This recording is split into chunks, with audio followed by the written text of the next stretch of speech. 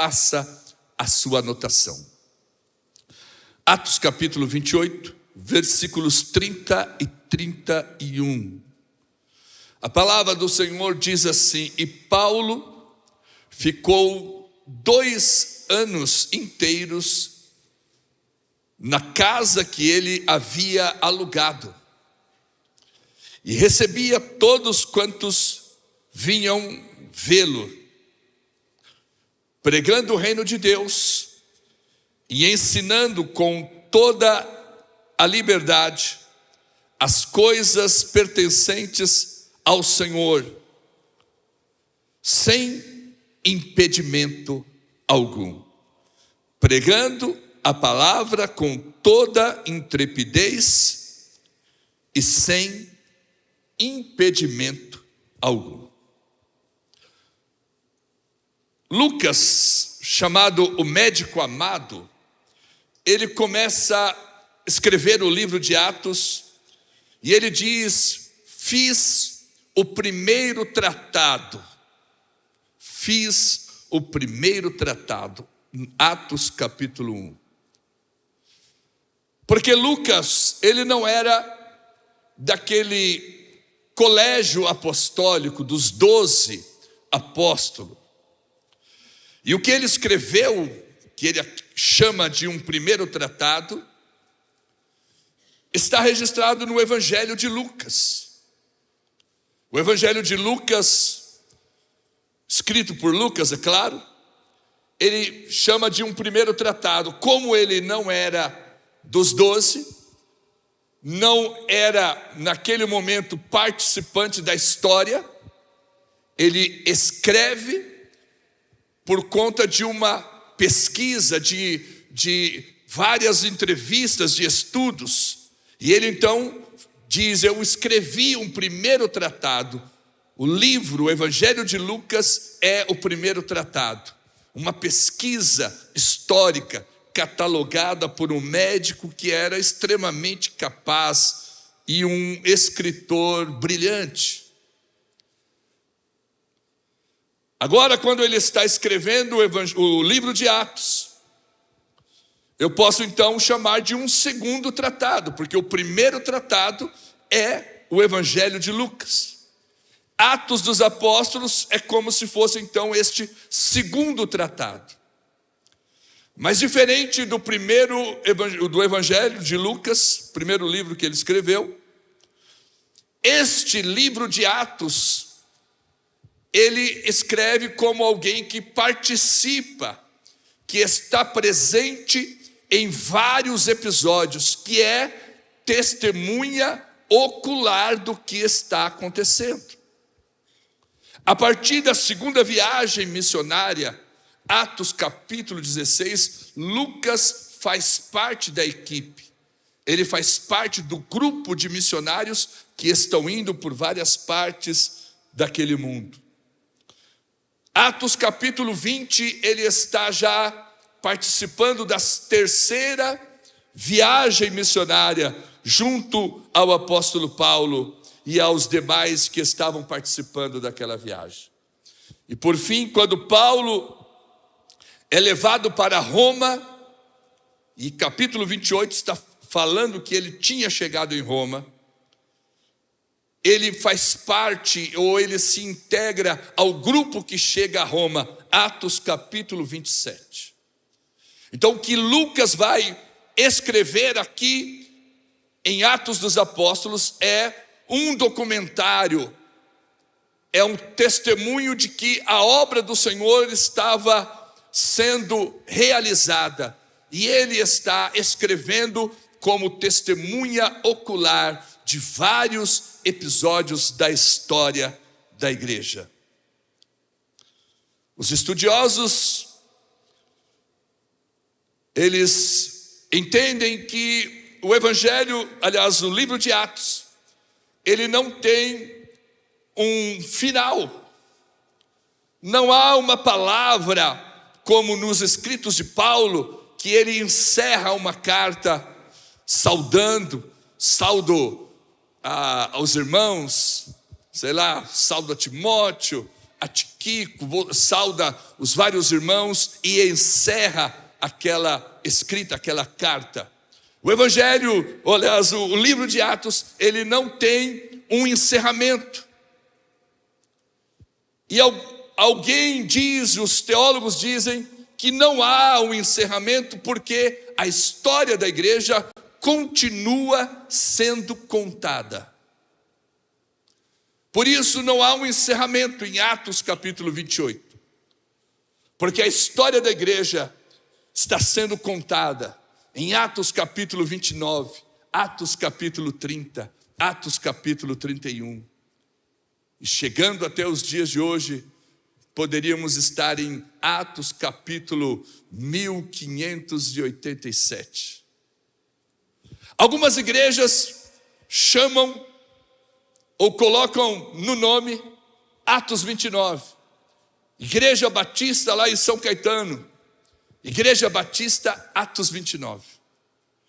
Isso para dizer que a história da igreja continua sendo contada. A história da igreja não parou. Uma história que ainda está sendo contada.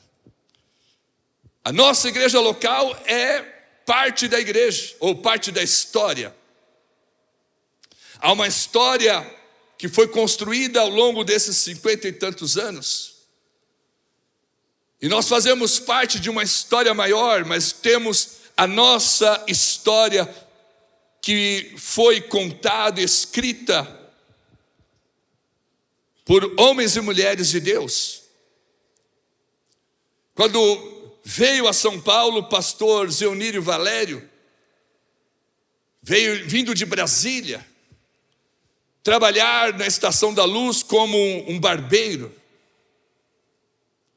Pastor Alcides dos Santos, vindo do Rio Grande do Sul como um militar para trabalhar no CPOR, ali na Alfredo Pujol. As casas que se abriram, como a casa da nossa irmã Lili, frequente até hoje como membro desta igreja. A história desta igreja está sendo contada e fazendo parte de uma história maior. A história da igreja não termina em Atos 28, ela continua sendo contada. Nós, como igreja, estamos escrevendo essa história. E você individualmente está escrevendo também a sua história. Amém? Alguns que são mais novos, a sua história em Cristo ainda tem poucos capítulos. A minha já tem vários capítulos. Eu me converti aos 20 anos de idade. Já vai completar 42 anos de caminhada com Cristo. E eu comecei a trabalhar, a servir ao Senhor logo cedo. Logo após a minha conversão, eu já estava envolvido no ministério. Eu fui para um seminário, nem sabia o que era teologia. Eu fui ajudar uma congregação lá no Parque Santo Antônio, no fundo da zona sul de São Paulo. Eu ajudei a congregação da Igreja da Água Rasa aqui na Vila Brasilândia. Eu ajudei a estabelecer a igreja no Jardim Colonial, trabalhei com minha esposa por mais de 5 anos.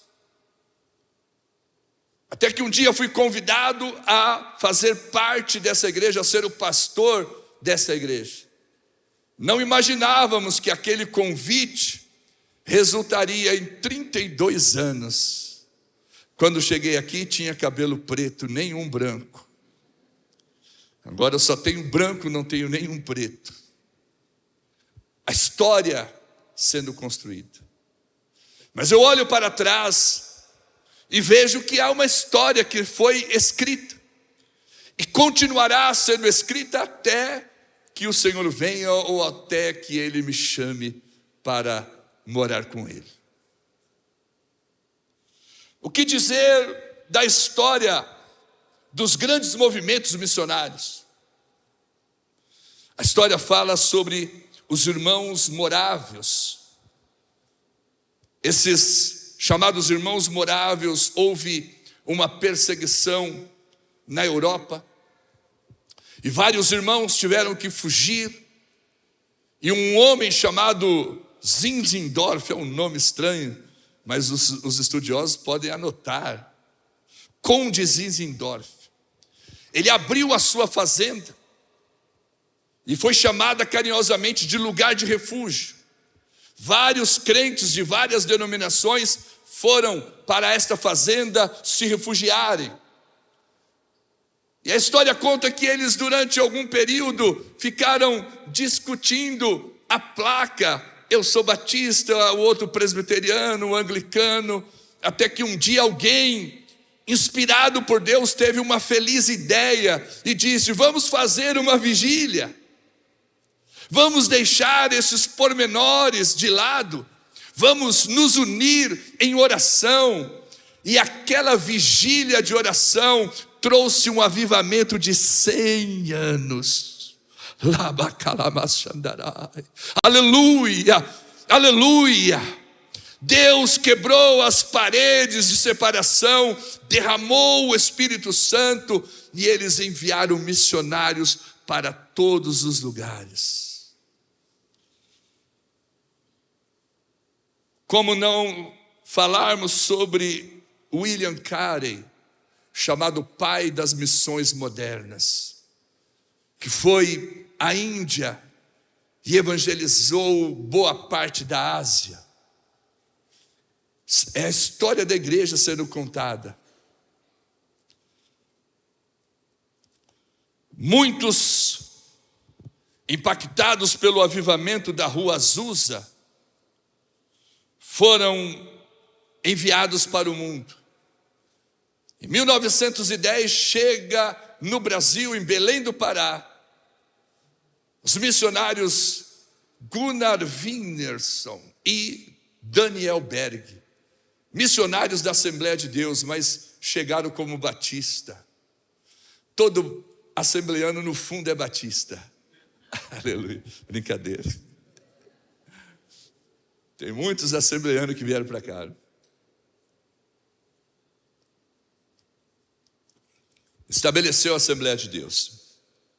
Em 1912, chega ao Brasil, na cidade de Guarani das Missões, no Rio Grande do Sul, o missionário Eric Johnson, e estabelece a igreja naquele estado, naquela cidade. E nós fazemos parte dessa história, somos frutos deste avivamento que houve na Suécia, e que a palavra se espalhou pelo mundo. Estou contando parte da história para dizer que a história de Atos dos Apóstolos não se encerra no capítulo 28. São capítulos da história que estão sendo contados. Eu e você fazemos parte da história. Amém? Talvez os nossos nomes não aparecerão em nenhum livro, nenhum registro histórico, mas ou lido por muitas pessoas, mas a história que o Senhor começou na tua vida, na vida da tua família, na vida da igreja, é uma história que está sendo contada. E eu quero te dizer que esta história tem um final feliz. É tipo dorama coreano, o final é feliz. Quem assiste o dorama? Aleluia, história com final feliz, porque história triste em que as pessoas, os que se amam ficam separados, morre alguém, é triste demais, é ou não é? Eu gosto de história com final feliz, romântico. Então o dorama termina feliz. A história que o Senhor está escrevendo tem um final feliz, amém? Porque João viu a igreja glorificada, povos de todas as tribos, línguas e nações diante do trono do Cordeiro. É a igreja triunfante, aleluia. A história que nós estamos contando tem um final feliz. Eu quero profetizar sobre a tua vida um final feliz. Você que anda com Jesus, a tua história terá um final feliz. Aleluia. Glória a Deus. Mas como bom pregador textual, vamos para o texto, estou contando da história. O apóstolo Paulo diz, ao final deste capítulo 28, que a palavra de Deus continuava sendo pregada com toda intrepidez. A palavra continua sendo pregada com toda intrepidez. Eu lembro a oração da igreja no começo do livro de Atos, no capítulo 4. Pedro e João tinham curado um paralítico, foram presos, interrogados, e a igreja estava em oração, e eles então foram livres, foram mandados para casa, e quando chegaram, encontraram a igreja orando por eles. E depois que ele relata tudo o que aconteceu, lá no capítulo 4, versículos 29 em diante. A oração da igreja foi: agora, pois, ó Senhor, olha para as suas ameaças e concede aos teus servos que falem com toda intrepidez a tua palavra. Enquanto estendes a mão para curar, para fazer sinais e prodígios no nome do teu santo Filho Jesus. E tendo eles orado, tremeu o lugar onde estavam reunidos. Lá no capítulo 4, eles oraram para continuar pregando a palavra de Deus com toda intrepidez. E Paulo está dizendo lá no final, no último registro de Atos, no capítulo 28, ele está dizendo: a palavra de Deus está sendo pregada com toda intrepidez. O que eu estou entendendo aqui, meus irmãos, é que a experiência do Pentecoste não foi estática, mas é uma experiência dinâmica.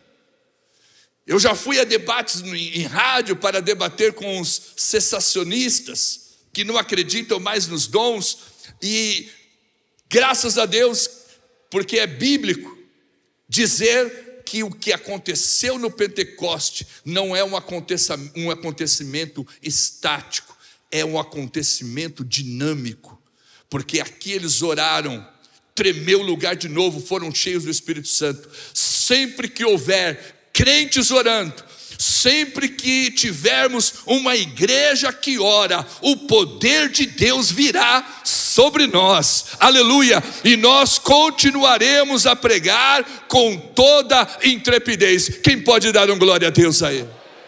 Aleluia. Como pregador pentecostal, me ajuda a pregar, dá glória a Deus.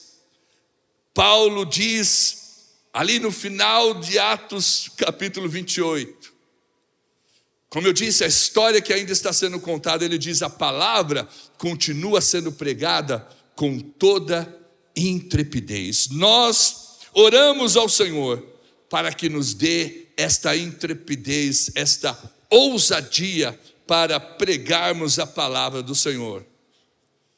Na oração da igreja, eles pedem para que o Senhor continue fazendo sinais e maravilhas. Amém, queridos? Sinais e maravilhas. Uma igreja, como eu disse lá na primeira pregação, que se move no sobrenatural. Nós pregamos a palavra com intrepidez e nós queremos que os sinais e prodígios nos acompanhem, que o nome do Senhor continue sendo glorificado. Amém, meus queridos? Eu contei aqui a história também de uma muçulmana que aceitou a Cristo, e no dia que ela aceitou a Cristo, o seu filho foi atropelado e levado para o hospital, e ele estava já desenganado, e os que acompanharam a história dizem que aquela criança veio a falecer, e aquela mãe desesperada chorando pelo seu filho, disse: Senhor, no dia que eu te conheci, eu entreguei a minha vida ao Senhor, acontece esta tragédia.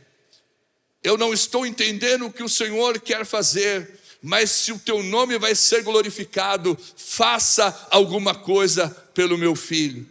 E diz a palavra que alguém estava passando já pela câmara fria do hospital e ouviu um gemido daquela criança. E quando ele abriu a porta daquela geladeira fria, a criança estava viva e o nome do Senhor foi glorificado. Aleluia! Nós pregamos a palavra com intrepidez, nós cremos nos prodígios e sinais que o Senhor opera. Não porque nós queremos crer, nós já somos crentes, mas os sinais e prodígios acontecem para que as pessoas creiam no Senhor. Amém, irmãos? A bênção do Senhor. A bênção do Senhor nos acompanha.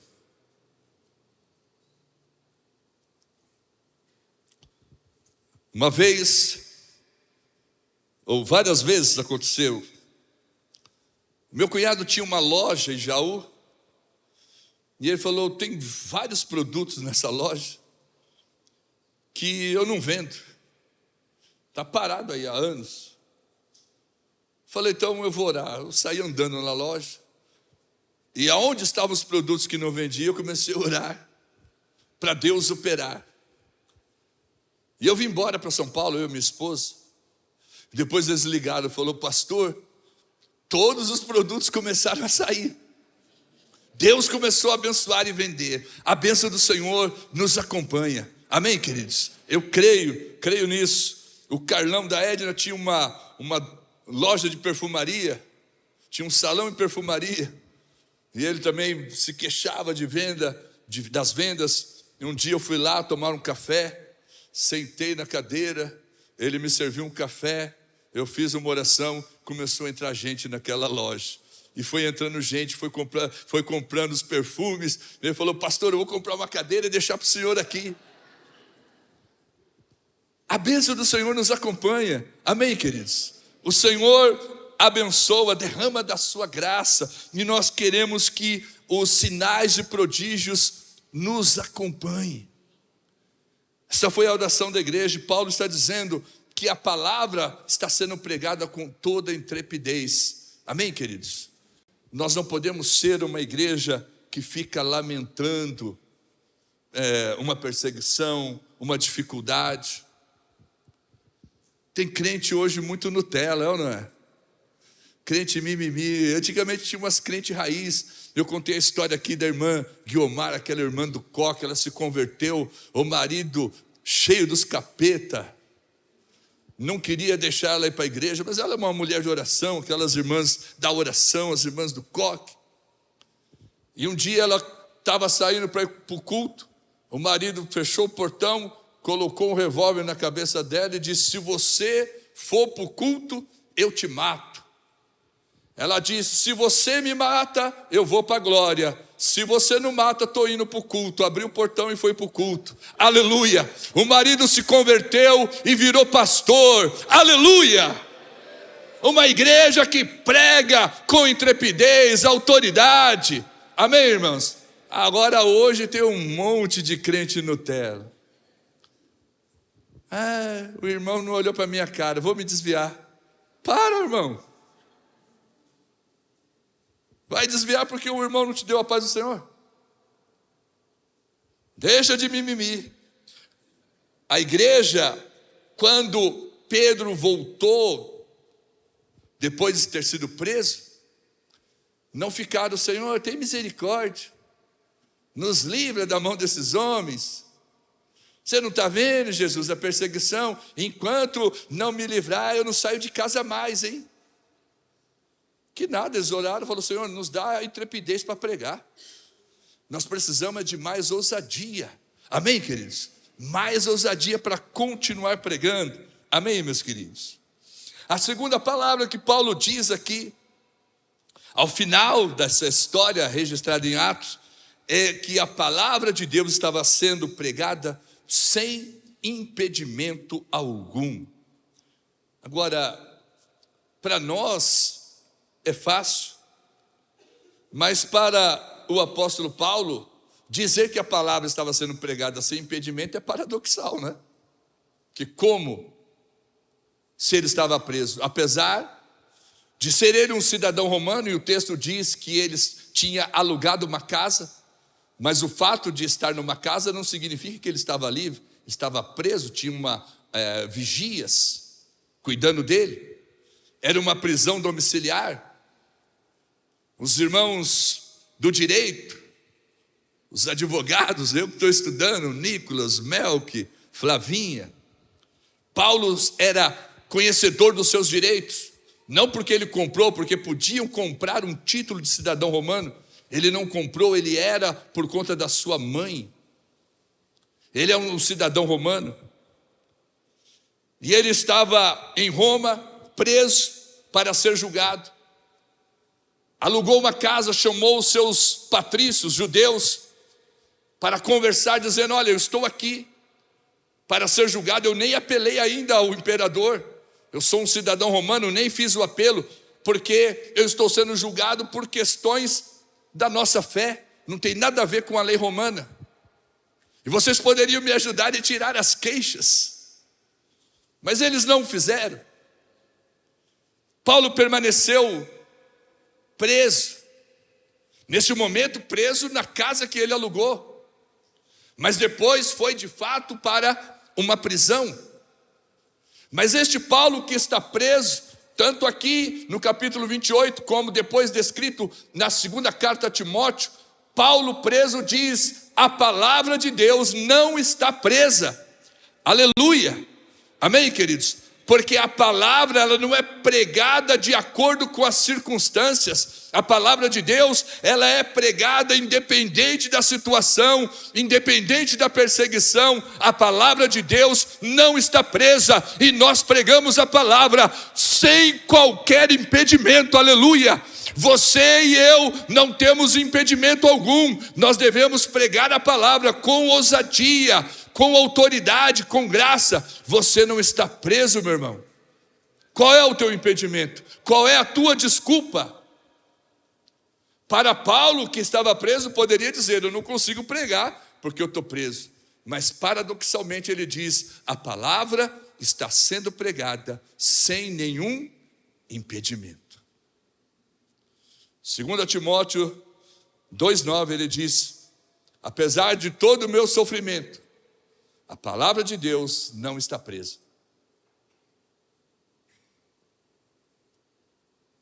Circunstâncias não são capazes de parar a palavra de Deus. Ela vai ser pregada. O pastor chinês, eu chamo de Kim Jong-un, porque eu acho que todo chinês é Kim. Eu assisto dorama, nunca decoro o nome dos coreanos. Eu acho que eles são todos iguais. Eu falo: é o mesmo ator? Eles parecem todos iguais e o mesmo nome. Mas quem assiste constantemente sabe que tem uma diferença.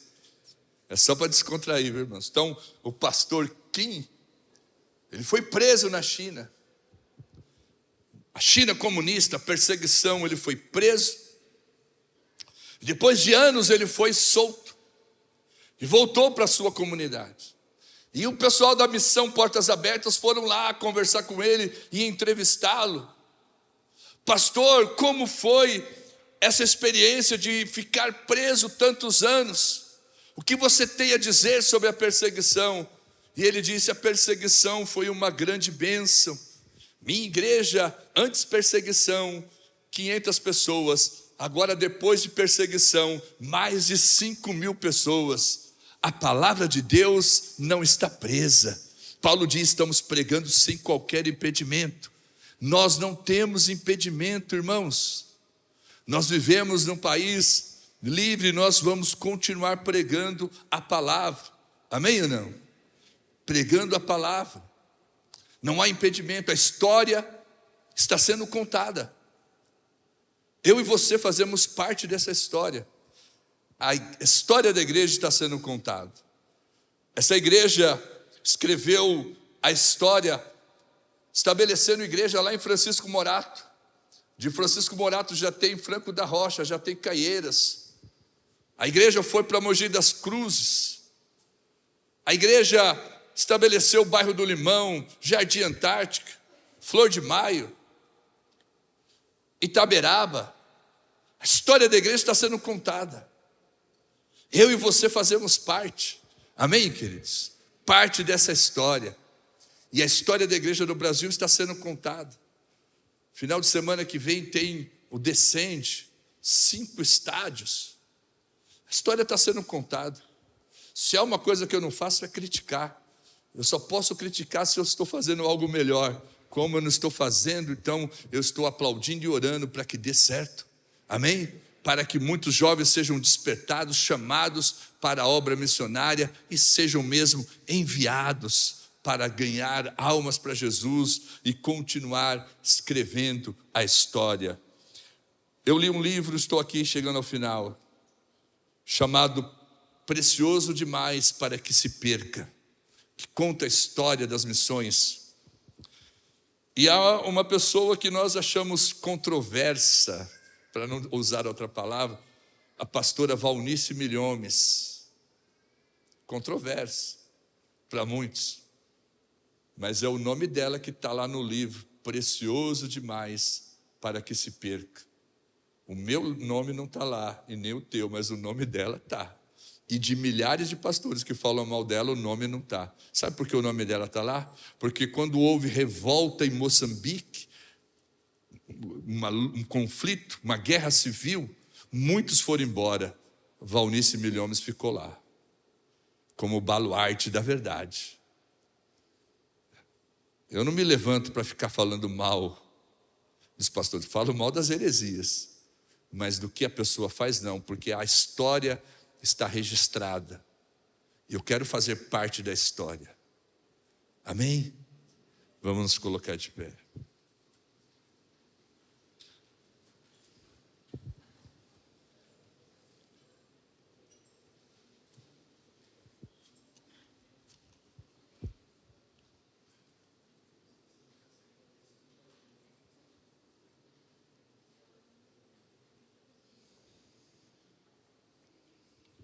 Aleluia.